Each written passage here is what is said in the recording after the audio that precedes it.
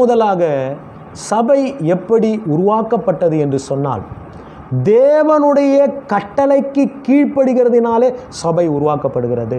நீங்கள் எருசலேமிலே காத்திருங்கள் என்று சொல்லி கட்டளையிட்டார் பாருங்க, அந்த கட்டளைக்கு அவங்க கீழ்ப்பட்டாங்க, சபை உருவாக்கப்பட்டது.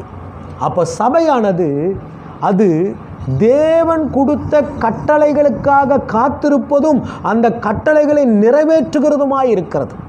இரண்டாவது, ஆண்டவர் சொன்னார், பிதாவின் வாக்குத்தத்தமாகிய பரிசுத்த ஆவியை குறித்து பேசுகிறார்.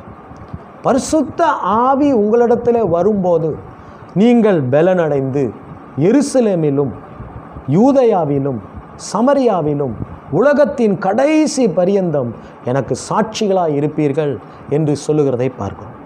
அப்போ சபையானது பிதாவின் வாக்குத்தத்தமாகிய பரிசுத்த ஆவியினாலவராலே நடத்த